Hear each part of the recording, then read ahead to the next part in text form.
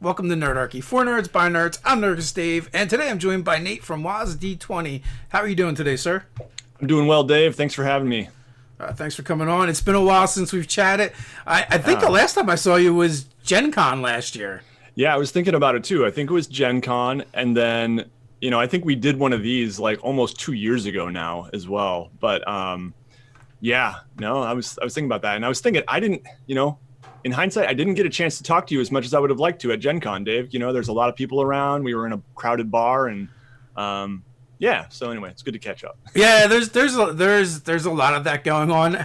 Also, I will say you're easy to find because you're like a giant. You're like way up there. And I have the shine, Yeah, but you're so tall, no one can see the shine.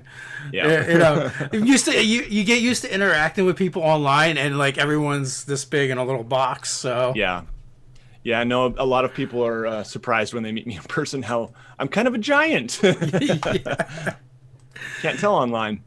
Yeah, well, you gamed with the AbTab guys and the Provokers, and all those guys are like giant. Oh man, I remember. I think I was gaming with them for a good 6 months or so before Barker is like, we're talking about how tall we are, and Matt's like, I'm 6'4", and Barker's like, I'm 6'8", and it's just like, whoa, man, I didn't know. Yeah, Changes everything. how tall are you? I'm about 6'5". So you guys are like a clan of Goliaths. Yeah. Yeah, I'm rocking in at a solid 5'7". Hey, that's all right. I was just looking up. I was just watching a video on Drow lore, and apparently the Drow traditionally, dark elves in Forgotten Realms, are like anywhere from like 4'10" to like maybe 5'5". Yeah. So it's like, huh. Well, they're elves. They're tiny. I know, but like they elves pack are so not much always evil tiny. into that tininess. Yeah, but like I feel like in Pathfinder, aren't elves like taller than average? Maybe I'm wrong. Anyway, I don't know. In Dark Sun, they were. In Dark Sun, they went the other way, and they made them like insanely tall. Yeah. So, are you getting any gaming in during the apocalypse? I've been getting a little bit in, yeah. Not nearly as much as I should be. And the main gaming I've been doing in terms of running games has been a one-on-one game with a friend of mine, childhood friend of mine, one of my best buds, and he has not that much experience with D&D, and we're playing through the Dragon of Icespire Peak, which I like to refer to as the errand boy of Phandelver. Yeah, that's been fun, and I've been gaming a little bit with my kids, and that's really all I've been doing in terms of running games. But I'm also playing in Juice's from Master the Games Descent into Avernus campaign, and yeah, got some one shots coming up too. Got a Pathfinder one shot coming up next weekend. Yeah, so here and there, it's never as much as I would like to. It's Juice. Nobody knows who Master of the Game is. It's Juice. Yeah, Juice. He's like a pillar, a foundation of the RPG community. He is. I've got a fly on my light, and it's really bugging me. Sorry. No worries. It's that time of year where the pests get pesky. Yeah, no, it's good to be in a Juice game again. It's been a while. I used to play in his home group, and yeah, that Descent into Avernus game is it's a fun one. That's kind of how you got started, right? Gaming in Juice's home game. That's right. He was my first steady DM. I played in a couple one shots and stuff at game shops, did some Pathfinder Society stuff, but in terms of a campaign, he was my first game master. Cool. So, yep. So you said you're running some games for your kids. How old are your kids? So my kids are 11, 8, and 5. And we play. So with my boys, we've been doing a little bit of the D&D board game. What's it called? Temple of Elemental Evil. And we've been playing some No Thank You Evil with the whole family. So I think we've only just played once. And we've probably played it a total of 5 or 6 times ever since I got that game 2 years ago. But yeah, I'm hoping to do a little bit more of that soon. I've got it sitting around, and that's a fun one for kids. Yeah, for a while before Ted moved into D&D with his kids, he was running No Thank You Evil. for the family. And I think it's a great game, and the way it's set up is, it's basically the Cypher system kind of downgraded a little bit, but it's all resource management, and the fact that they use the chits is great, because even if a kid can't count, they can see how many chits they have, and Totally. and they can see whether they want to spend them or not. Right. He found his daughter never wanted to spend them because she didn't like running out. Yeah, I think that's a lot of gamers, like even with inspiration, people never, or bardic inspiration, like use your inspiration, people. It's just the way it is. Nobody hoard it. Yeah. I always forget to give it out, to be honest with you. Yeah, me too. In fact, I'm making a video right now. I'm working on a script this morning. Things that DMs forget. And one of those things, there's some rule specific things I'm trying to steer away from, but inspiration, I always forget to give out inspiration. Yeah, what we ended up doing is we keep this jar of like plastic pirate coins, and then so we just start off by giving them out, and then, or at least when we were gaming in person anyway, and then you had them sitting in front of you to hopefully remind you to give out inspiration. Sometimes it works, sometimes it didn't. Yep. That's a good idea. I can see that helping. Having a physical thing there sitting at you, staring at you. I think it helps the players to spend it as well, because they're like, oh, and also we don't use inspiration right anyway, so we just let people use it whenever. We let it pile up. Yeah. And so someone will have a bad roll, and then they'll just throw the coin over. Yeah. Like, let me re-roll that. No, that's cool. We usually let it stack too. Yeah. Well, I find the other thing too with that is, even at players that don't use it, then the other players start getting on them to use their inspiration. They're like, "What are you gonna do? You got like 5 coins there." Yep. No, that's I can see that being very helpful. You should. I think bardic inspiration should have like an object. Like, what if the bard hands the player they're giving bardic inspiration to like a freaking lute, a full-size lute? Here you go.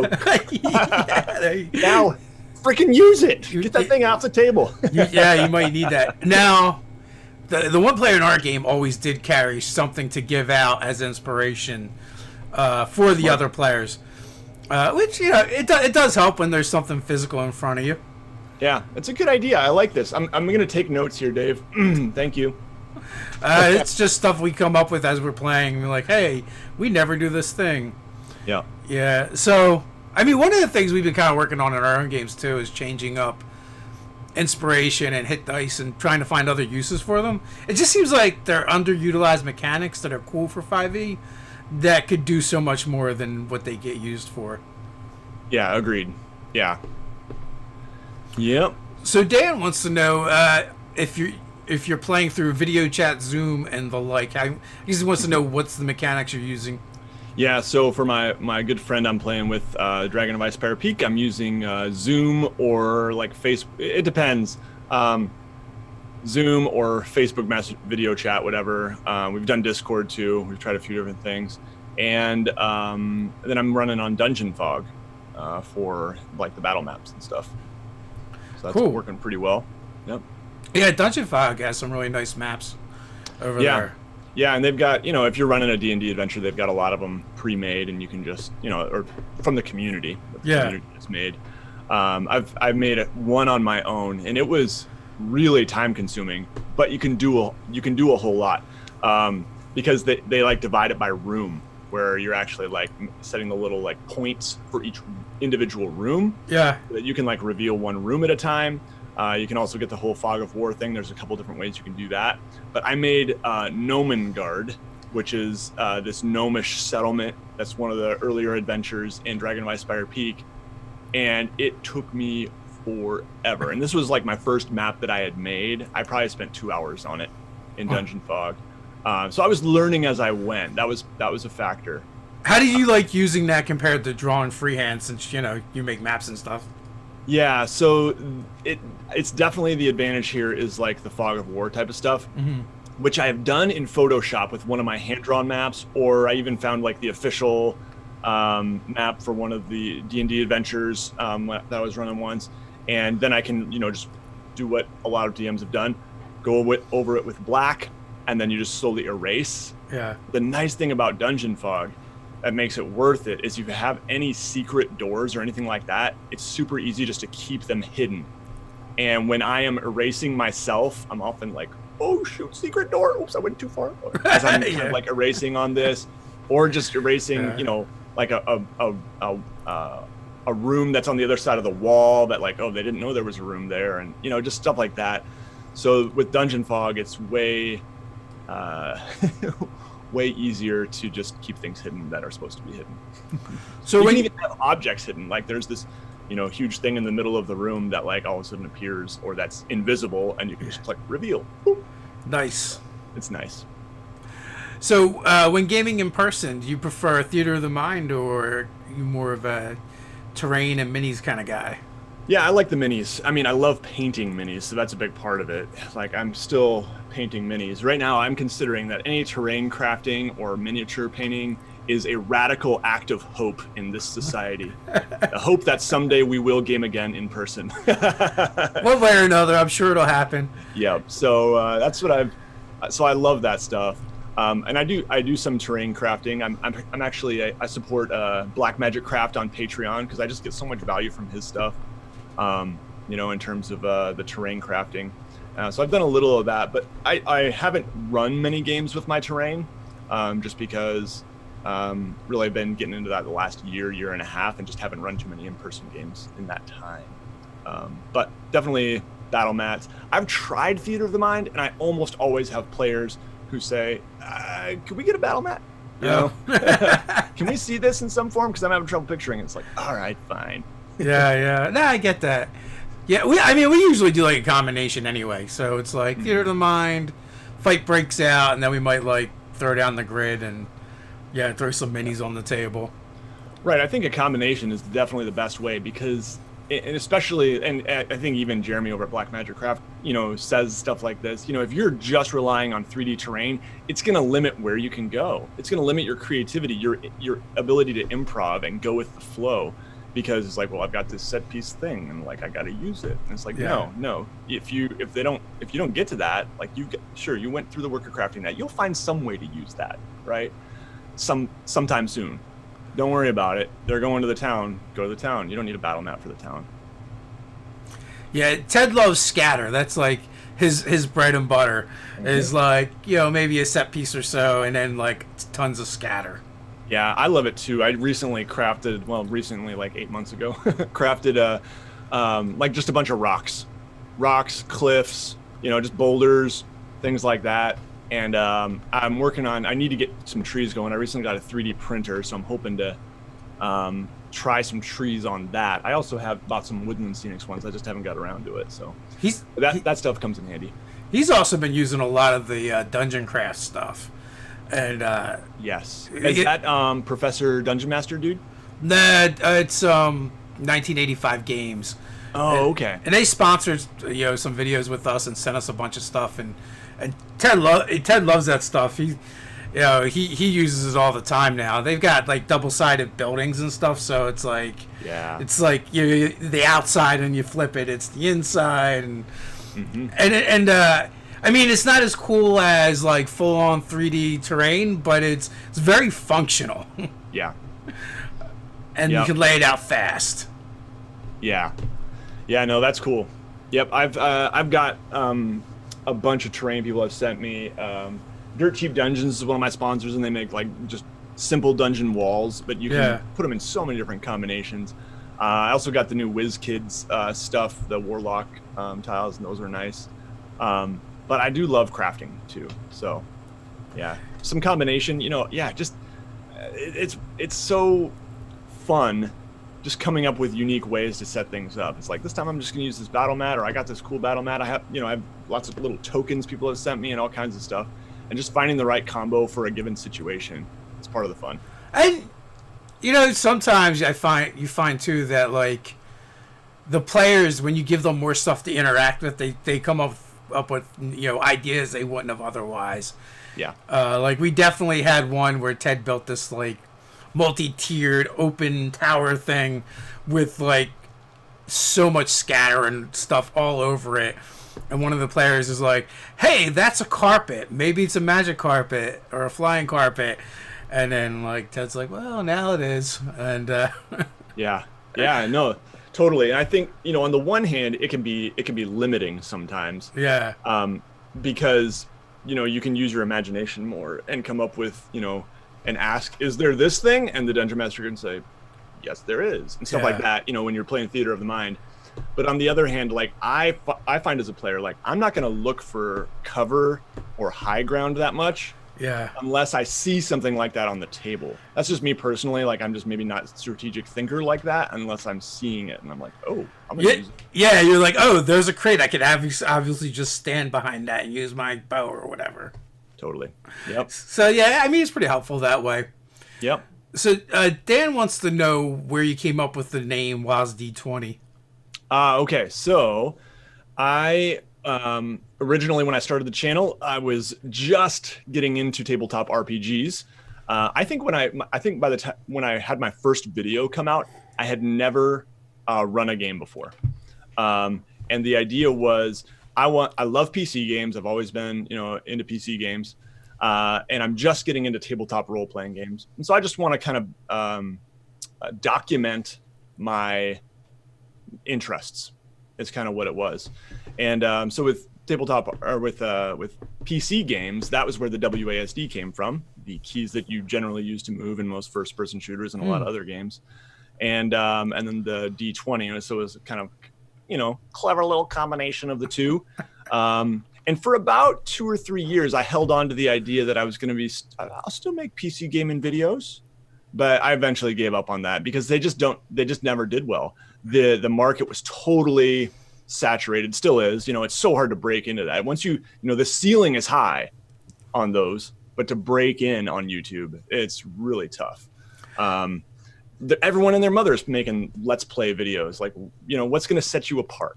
And so I realized after a while, like, yeah, I think people, there's a market for the D&D stuff and there's not so much for the PC game and stuff here. So I left that, and I did toy with getting rid of the name and, you know, taking on a different name, rebranding, but I just decided, you know, I'll just stick with it. I kind of pulled my audience a couple times and said, hey, should I change the name? And people were just like, no, don't. Asked some friends who were just like, no, don't. Okay. The masses have spoken. Yeah. Yeah, I mean, when we first started YouTube, because you didn't start too long after us, the space was completely different than it is today. Yeah. Like now you can't throw a rock without hitting a D&D YouTuber on YouTube. Yeah. But you know, and you know, there's so many people doing it well. Like when we started, it's not that people weren't doing it well, but the production values were like non-existent. Yeah, the production value was pretty non-existent. It was much more vloggy. Yeah. There was just a lot of people kind of vlogging and talking about stuff. There weren't that many people who were trying to really like teach people something and having like a specific purpose for a video where I'm going to teach you this thing. Yeah, it was not super professional. And so, yeah, I think, you know, you and I kind of benefited from that by trying to make, at least in the community we were a part of, people weren't really making videos for a wider audience. And I think you and I wanted to. Yeah. I mean, there wasn't a whole lot of people doing it. And then most of it was like a bunch of people that were just trying to talk to each other and using the YouTube platform to do it. Right. It wouldn't be for a couple of years until people started really doing it for making more like entertainment videos and more how-to videos. You know, yeah. I know like WebDM came on about a year after us, and then they had these like amazing production values and then multi-camera shoot, and like they kind of showed us like what you can kind of do in this space, and we're like, oh, we can upgrade and do other things. Mm-hmm. But you know, when we started, it was like iPhone and an external mic.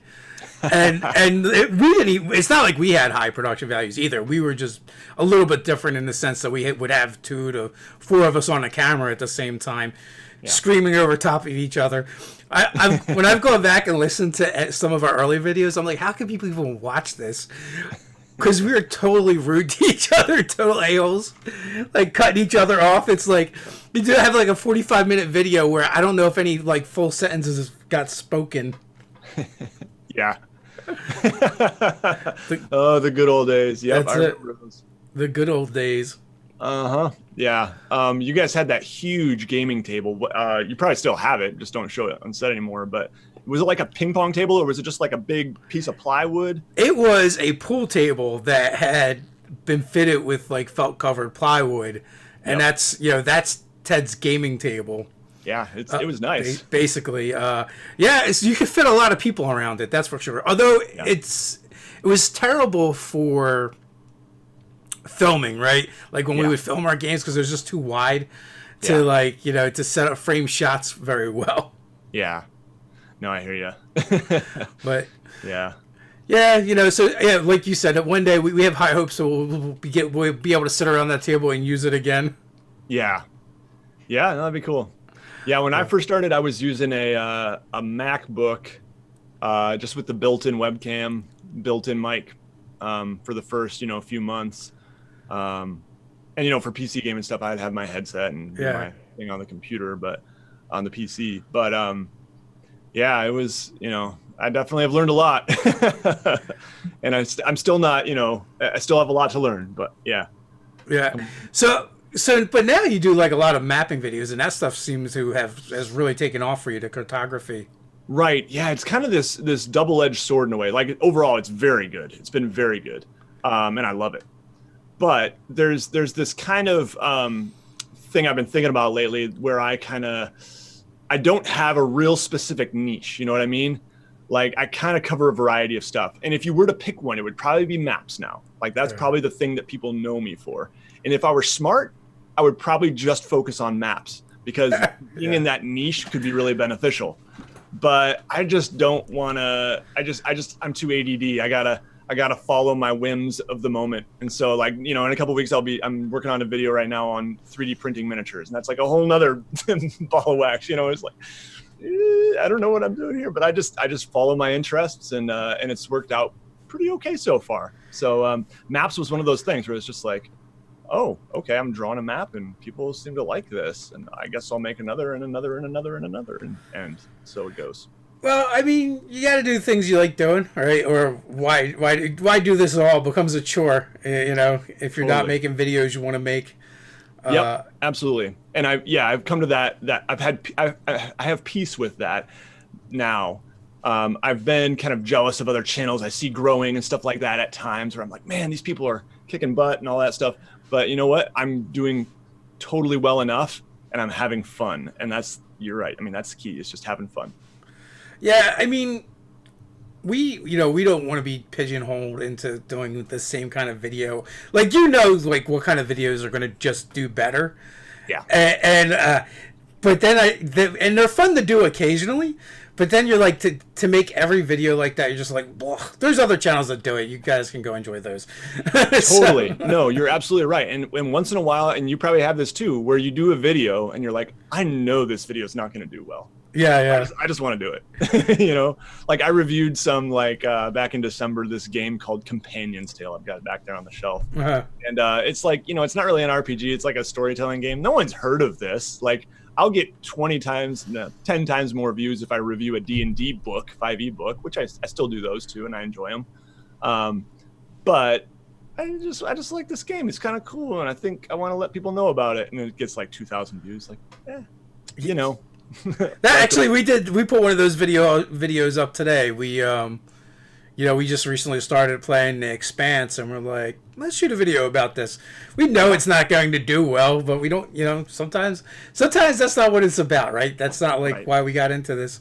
Like the idea when we started this was to basically have the conversations we were already having, just, in front of people. There you go. Yeah, totally. And Yep. and you just know as an RPG creator that if you don't have D&D in the title, you're going to do about a third of what you normally do. Absolutely. Yeah. If you call it tabletop RPGs instead of Dungeons and Dragons, then Yeah. it's just not going to do as well. But yeah, no, I still believe strongly that there's things that can make your D&D. In fact, I think you guys did a video maybe where things that make you, or maybe it was an article, I can't remember. I saw it somewhere on Nerdarchy. things from other RPGs that can make your D&D game better, right? Yeah, we've done videos and probably articles on that. Yeah. Yeah, and it's like, no, I believe that, there's, and it's just about supporting smaller creators too. I think that's really cool.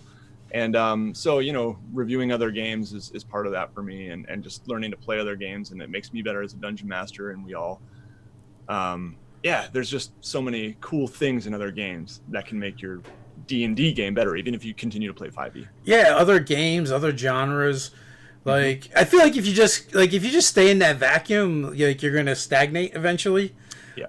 I actually so for the longest time, I would pretty much only read fantasy books, and I just got I almost disgusted with fantasy so I was like steampunk, and I just went in this steampunk phase for a while. Yeah. Just because everything I had read for the past decades must have been almost all fantasy, and I'm I just need some. It was almost like a mental breakdown. Yeah. Yeah. No, I hear you. But when you do that kind of stuff, it does give you different ideas and different things that you can bring back to your D&D game or your fantasy game, and kind of reinvent what you've been doing, and then you'll gain more enjoyment out of it, and I think your players will as well. Yeah, totally. I remember, Matt Click in a session of the Provokers. It kind of blew my mind. I was playing probably D&D for less than a year at this point, and he said, "Hey, that game that we just played? I basically based that combat on a scene from Saving Private Ryan." I was just like, "What? You can do that?" Yeah, exactly. And it's you just pull inspiration from anywhere. You can pull inspiration from an episode of Friends. I don't know. No, absolutely. We've had all kinds of things pop up in our games. You remember that it used to be videos you would buy DVDs or VHS even when nature attacks. Yes. Stuff like that. All the old Bass Rutten animated holiday specials have made appearances. Little Shop of Horrors. Yep. You just never know what's going to inspire you. And to me, I love to rip that stuff off and feed it into the game. And when the players finally have that aha moment and they're like, "Oh my God, you were literally running us through the Leprechaun plot line." Yeah. Oh man, that's awesome. So, I love it. Nathan wants to know, "Hey Dave, how often do you play homebrews?" We pretty much only do homebrew. What about you, Nate? What do you prefer? Yeah, so I'm for the first time really considering a pre-written campaign, a module. I'm doing Dragon of Icespire Peak, but that's probably 15 sessions. It's not a big thing, right? Yeah. Maybe 12. I don't know. And but I'm for the first time actually considering just trying one of the big old hardcover books. But I've done a little bit here and there. I've definitely run bits and pieces of Out of the Abyss and taken a lot of inspiration from them. A lot of those books on the shelf, and I've run part of Rise of the Rune Lords, Pathfinder. But yeah, I'm primarily homebrew, and that kind of fits with my whole mapping, and I'm starting to get more into world building. So that just fits better with homebrew. I gotta imagine world building maps aren't nearly as useful when you're playing in Forgotten Realms. Right, exactly. Yep. So I like to create that stuff. I like to just sit down and doodle things, and make my own encounter maps even. And someone mentioned Roll20 in the comments, and I have toyed around with it a little bit, and that's actually one of the things that would probably come in handy if I were running a module. It's just getting the whole thing on Roll20 or Fantasy Grounds, and just having it all integrated there with the maps and the tokens and everything. Definitely would consider one of those more robust virtual tabletops if I was running a module. Yeah, I gotta say, for the first time, I've been playing through Curse of Strahd, with a offline game that we play. Well, online, but it's not a stream game. Yeah, and that's been fun. But that's also falls into how we game anyway. We generally don't like pre-written generic fantasy. Yeah. settings, right? Like, but you're, Dark Sun, Ravenloft, Planescape, Spelljammer, Eberron, things that are different. But once you get into Forgotten Realms, Greyhawk, I'm just like, well, really, this is just someone else's take on Tolkien, right? Yeah. And I rather, so generic fantasy, I would like just rather play my own and Yeah. make stuff up, Right. Yeah, and there are occasions where I've been super inspired by things in Forgotten Realms, and it's actually caught me off guard a little bit because I don't expect to be inspired. But I mean, I grew up reading the novels and I loved them. Not just Forgotten Realms. I think I read some Mystara novels too, actually. But and Dragonlance, yeah, those two. Yeah. But there is actually some really cool inventive stuff in Forgotten Realms. I gotta hand it to them. When I read, what was it?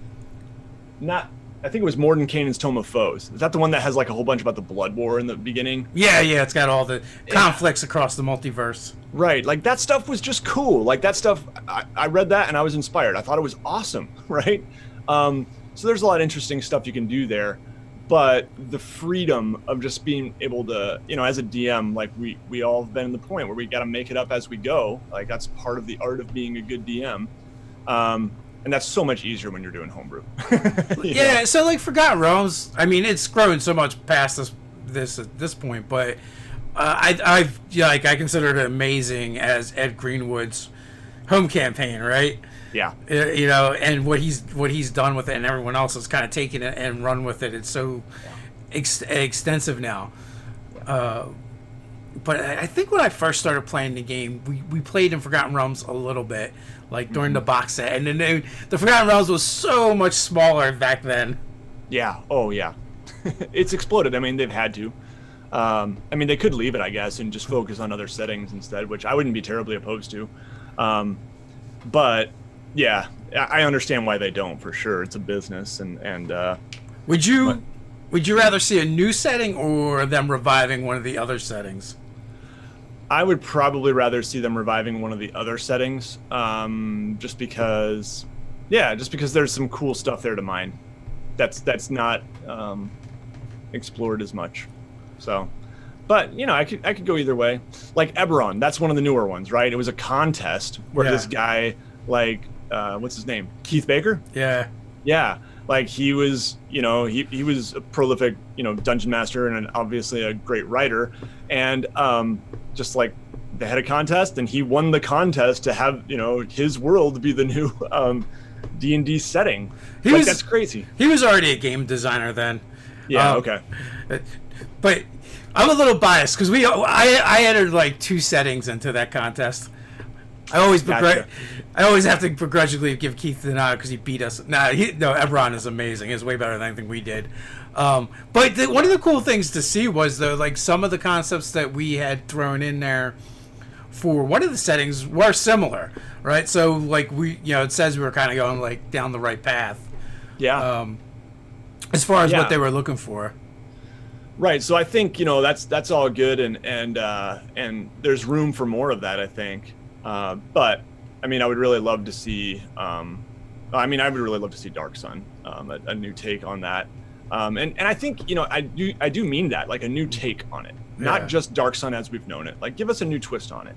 I think Forgotten Realms has been doing that. They've been tweaking things, and they change things in every edition a little bit in terms of the lore, in terms of yeah. But that would be cool. And then I think Spelljammer is not on my list. I know nothing about Spelljammer, Dan. I'm sorry. I'm looking at the chat. Yeah. But sure, cool. I would take it. I would take something new and different than Forgotten Realms. Well, not new per se, but anyway. Yeah, for a while we were running like a kind of like annual once a year Spelljammer game, but it wasn't really Spelljammer. It was more like just D&D in space, to be honest with you. We were very loosely using anything from Spelljammer. Yeah. But that's the great thing about this game. You can take it in any direction you want. Yeah, totally. And that's the game designers. That's the nature of D&D, is just take it and make it your own. There's been like this whole debate over like is D&D in Forgotten Realms, is it too racist or too exclusionary of certain groups or something like that? And can we make this more open? And one of the things that, what's his name? Jeremy Crawford, said is, hey, you make orcs whatever you want in your world. Don't forget, this is still D&D. Like, you just do what you want, right? And so it's important to keep that in mind. And I think they write with that understanding. I got the new Wildemount book, and so much inspiration there. I love those pre-written settings, even if I don't use them that much. I'll never run a game in Wildemount. There, I said it. Yeah.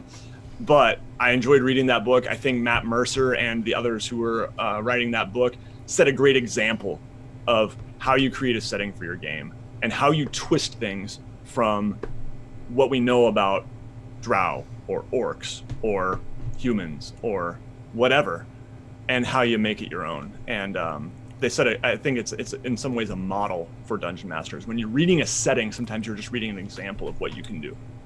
I agree. I mean, we get all the books, even the ones we don't use, and that's what we do. We mine them, we cherry pick them for ideas and thoughts of what can be done with them. So Brian wants to know, my group will be doing a little bit of a wilderness exploration this Friday. Suggestions for how much detail I need for a regional map that can cross in 2 days mounted. Okay. Let me reread that. Sorry. That's okay. So, how much detail I need for a regional map that can cross in 2 days mounted. Oh, man. So I think that all depends how quickly you want them to move through this. I mean, some people hand wave travel completely. So is it something where you want this to take a session? Is it something where you want it to take 2 sessions, 1 session per day? Yeah, I mean, that will, I think, determine how much detail, because it's pretty easy to roll on a chart and say, and say, okay, nothing happens. You arrive at your destination. But it sounds to me like they are looking for something, and it's going to be 2 hexes roughly. I'm not sure exactly on hexes. Like, I think maybe some people do 12 or 24 miles or 30 miles per hex. 24 seems really familiar. Yeah. So, yeah, I mean, for a regional map, because I feel like 2 hexes is like 2 days. Yeah. From what I remember from doing like hex crawl type stuff, and it's like on foot you can go like 20 miles a day. With a horse you can go like 24. It doesn't make that much difference. You just carry more stuff. Mm-hmm. Yeah, I mean, I think the key with a map is it should pique curiosity, and it should inspire. And so with a map like that, you probably want to have a couple towns. Usually, the way towns were traditionally built in medieval society was often like a day's travel. Like, hey, you have an inn here, and then like you travel for a day, and there's an inn here, right? And that's kind of how towns often developed. Now, you got to factor in maybe mounted. So maybe you have 2 or 3 settlements in that area. You have some ruins in that area, are always awesome. You gotta have some ruins, come on. Some caves, some forest, and just, I just really think about the mechanics and what I want from the gameplay when I make a map. You can make a map in isolation of that, and I've done that plenty of times too.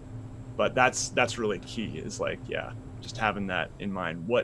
And how sandboxy you want it to. Because if you don't want it very sandboxy, you're just gonna have, here's the point of interest, here it is. Yeah, I also feel like if you're trying to do exploration, but you also are only doing it for like a couple days worth of travel, you might do a more zoomed in map with more details. Because if you do like a regional map, like a big regional map, then if each hex is literally a day's worth of travel, like how much detail are you going to really do? You might break it down to where you do 4 hexes is actually 1 hex on your regional map. So this way you can have more things that are going on for kind of the players to explore, if that's supposed to be like the main thing.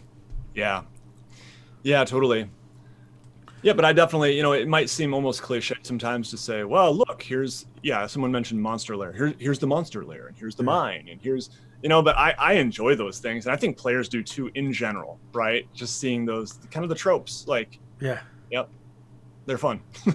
I mean, that's kind of like the hex crawl is getting more and more popular, and ever since I guess ITME JP kind of brought it back a while ago, I think that's kept it revived, and people keep kind of going back to that. I just had a total brain fart. What is that called? West March's style game. Yeah, gotcha. Like they've kind of like coined the phrase, I believe, and Yeah. people have been using it ever since. Right. But, Yep. Yeah, I think Elfbait Brian says, not continent, but like bigger than a combat map. Yeah. Yeah. So having that kind of zoomed in view of a town or two, and just a few points of interest. Yeah, like you said, you can have your ruins over here and your caves and stuff, and where it's like, literally, depending on elevation and things like that from the hex they're in, they might even be able to see some of that stuff in the distance. Yeah. And which would kind of determine which way they're going to go. Mm-hmm. Yep. So what kind of? So you said you're talking about maybe doing one of the longer adventures, pre-written adventures. Do you know which one you want to do? Okay, so I don't. If you have recommendations, Dave, I welcome them because I know you have probably more experience with them than I do. Although you do a lot of homebrew too, so but you probably still have more experience than I do.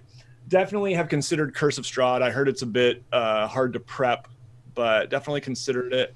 Out of the Abyss, I mean, I love the Underdark. I grew up reading the Dark Elf trilogy and all that stuff, so I love the Underdark.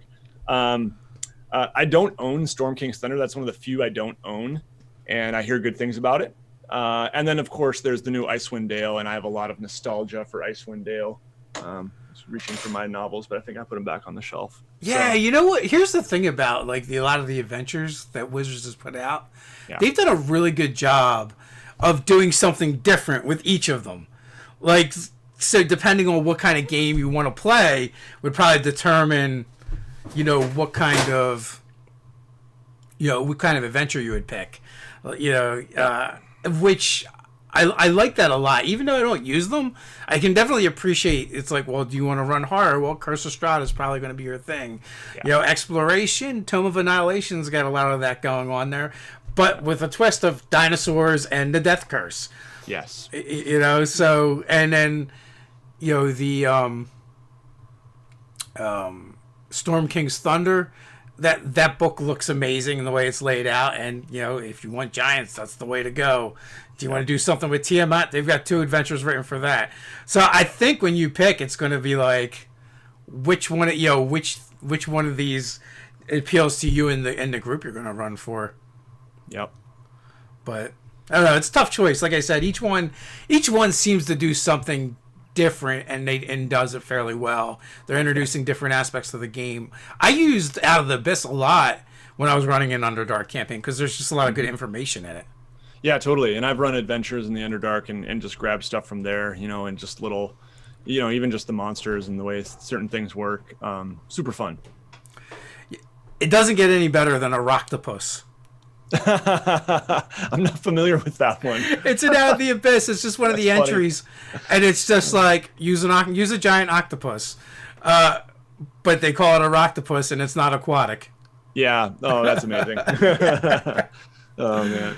Fun stuff. Yeah, I mean they really they get a little whimsical, and some people might prefer kind of a darker tone, but in some ways, like you kind of have to keep it light, and I enjoy that stuff. Oh, also, Michael mentioned there's a lot of third party stuff, which there is. Yeah. But then also like Goodman Games, I think they got the license, and they went back and did a lot of the old adventures for 5e as well. So. Oh yeah, did they do Keep on the Borderlands? Like they redo that did, one? And Yeah, I think it's massive. I think Return to Barrier Peak as well. Yeah, So good luck picking, man. Yeah, and hi Michael, by the way. He's one of my patrons, cool guy. But yeah, I've also thought about even going to the DMs Guild and finding some like well-reviewed kind of medium-sized ones. I see Bob World Builder in the chat too, and he was talking about how the DMs Guild has just gone so far in quality. It's come a long way. Yeah, well, there's a bunch of folks that write guides for the pre-written adventures too, to Yeah. kind of like make them easier to run or improve on them. Right. Yep. Yeah, I have a friend who got the one for Curse of Strahd because he said that one particularly is a little bit hard to prep for. Yeah, yeah. There's a few of them that I've heard that as well because they are kind of sandboxy. Yeah. That does make it hard. That's probably one of the reasons I don't run pre-written adventures for the most part anyway, especially ones that big. It's like they, especially if you're like kind of reading along as you run it, and then all of a sudden they jump to like the back of the book or something. Yes. Yeah. No, I've noticed with Juice running. Help me out here, Dave. Descent into Avernus, maybe. Thank you. Yes. Forgot the name of the adventure I'm playing. Yeah. That one, he's really good at like asking us like, all right, so what do you guys want to do next time? So that he can prep. And that's, I think, super smart. It's super smart doing homebrew too. I think I try to do that, provide options. So you guys have heard about this thing, and this thing. Does one of those interest you more than the other? So I can know what to prep for next time. Yeah. So Brian wants to know, do you find yourself using guide NPCs to give a map in the narrative or kind of help the party find spots on the map? Yeah, for sure. I think I use guide NPCs a lot, and there's kind of like their gurus, their go-tos. Often it's like, in my homebrew campaign, it's been this priest or cleric. So I think that comes in handy for sure. Someone to give them, a map or just a little bit of information. According to the ancient lore, I found this book in the library. Whatever. Yeah, I like doing it that way, but I don't like when they travel with the party because inevitably conflict breaks out, and the party's like, "What's so and so doing?" I'm like, "Don't ask me that ever again, or I'm going to murder them." Yeah, no. I definitely don't have the traveling NPCs, but they know that they can go to the chapel here and ask their cleric friend if they need information, just like you got in TV shows and movies and all this stuff, right? The characters know that they can go to this place if they need more information. The way you did it just gave me a total like Diablo feel. Yeah. Right. I mean, yeah, it's stay a while and listen. Yeah. So Elfbase says Isle of Dread and the Lost City as well over for Goodman Games. I knew they did a bunch of them. Yeah. Oh, that's super cool. Yeah. For the nostalgia. I love Rise of the Rune Lords. I have the big old volume from Pathfinder First Edition, and I love that adventure. And I've definitely considered just running it in 5e. Like I make half of my stuff up anyway, and I'm tweaking monster stats all the time. So it wouldn't be that hard for me just to say, just to tweak it a little bit. Honestly, I've run 3rd edition stuff for 5e, and you don't really have to do much. The monsters are just kind of a little bit tougher out of the book because of the numbers, because like armor class and the bonuses to hit and damage and stuff, like those numbers can be a little bit bigger. Yeah. But other than that, you don't really, there's not, like you said, there's not like a whole lot to tweak. You can almost run it straight as is, especially if the party's a little bit higher level. Right. And once like 5e pretty well, it's pretty easy to say like, oh man, yeah, that AC is way too high. We'll just knock it down to about here. That seems about right for this 6th level party or whatever. Yeah. And yeah, exactly. Well, yeah, I mean, once you kind of figure out like the correlation of, BA from your basic attack from 3rd edition to the proficiency bonus, then you're like, that's like essentially the difference of the number. Yes. Yep, exactly. Yeah, and those numbers in Pathfinder and 3rd edition, they got definitely high up there. Well, yeah, when you figure if you were good at something, it was a +1 per level. Yes. Or the equivalent of a level. So yep. That definitely made things go higher. Yep, for sure. Once you just pull that back a little bit, it's not bad at all. Yeah. Yeah, so I've definitely considered that, but there is something about probably part of it is like my business mind too. Is it's like it is smart to run one of the official D&D 5e adventures. I don't know. Maybe it's not. Yeah. But Yeah, well, you know what? It's hard to say. I can tell you after doing YouTube for the past 6 years, I don't know anything. So, yeah, there you go. Hey, in the like, same boat. you could be like running, you could talk about running that adventure path in 5e and it might like blow up or it might do nothing. Who knows? Yeah. And then I get a lot of people too who, because I draw maps and stuff, they're like, I want some videos with lore on your world and stuff like that. And it's like, so maybe something homebrew would do better than anything else. Yeah. Because people want to see me creating. I don't know. Yeah. Hard to say. It is super hard to say. And then and also too, sometimes it's just the vocal minority thing. Like they used to bust our chops because we used to talk about other role-playing games as well. And we just took that line out because we weren't really talking about them anymore. I mean, we did a lot during the first 3 years, but but it's like then when you do go back and talk about that stuff, it's like it's only you and 3 other people that really care about this, Yes, it's true. Yeah, it's one of those lessons that's important to learn on YouTube is don't take any 1 or even 3 or 5 comments too seriously. Yeah. Well, you live and you learn. It's an experience, that's for sure. It is. Yeah. It has changed us, Dave. So when you're mapping, like, are you mapping the same world, or is it just like, what kind of map do I feel like making, or I'm doing commissions, so I'm doing commissions? Yeah, so I have 2 like major homebrew worlds that I've worked a little bit on, and I really haven't done that much world building on them, but I have Inshar and I have Izora, and those 2 worlds I have done, like, for Izora, I did like the main world map, and then I also did like one of the Talons, and I think that's all I've done in that one in terms of maps. And then Inshar, I've done 1 main world map, and I've done like, I think 1 or 2 smaller region maps. So most of the time when you see me drawing a map, it's not it's not really something of my own creation. A lot of times I'm streaming or showing off, taking pictures of maps that I'm doing as commission work. And then other times I'm just kind of like, like this past week I drew this one. The video was a map that breaks all the rules. And so I have like, this video on like mapping rules, like, rivers don't split, they join together, things like that. And I just broke all the rules on this map intentionally. And then tried to come up with like magical explanations for why they're that way. And or not always magical. Sometimes it's river split because people dug them that way, like the Netherlands, for example. Canals and all that. So that a lot of times I'm just drawing one-off maps. Like I probably won't make anything of this world, but I just doodle maps and they're fun. So I know I asked you this before, and I'm pretty sure the answer before was you just kind of draw the maps the way you want to draw them. I had asked you about if you put that much research into cartography and maps and making and like kind of how the land flows and stuff like that. Has that changed at all? I've definitely done more in the last year and a half. Really, that video for me, what was it called? 10 Rules for More Believable Maps, which is blown up, and lots of comments, lots of it's attracted lots of know-it-alls for sure, which is good. I've learned a lot in the comments of that video too. Yeah. But I mean, doing research for that video, I read a couple.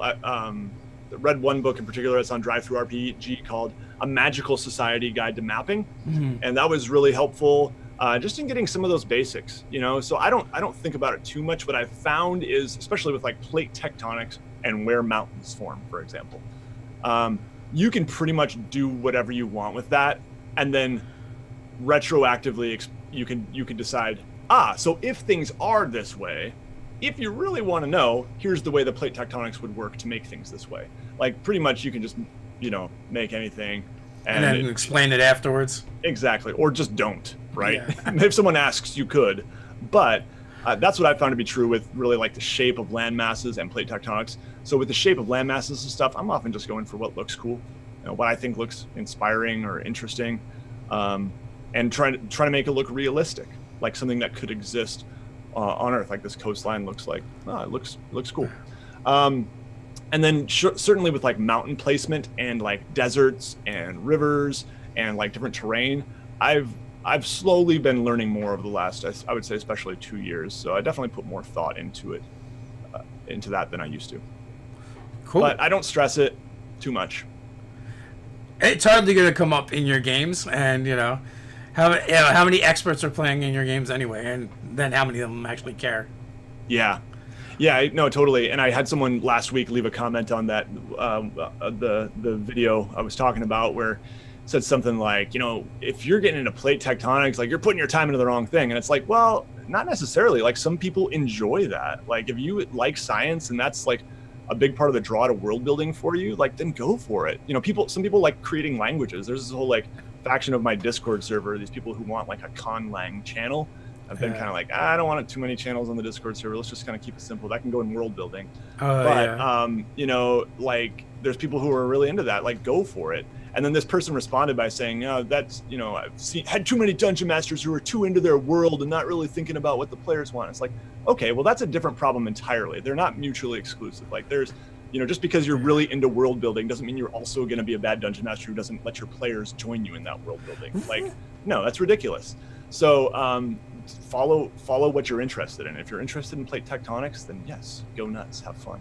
Yeah, I mean, there's one thing to lay out the sandbox and, then let their players do whatever they want in it. And, it's like you said, they're two different problems.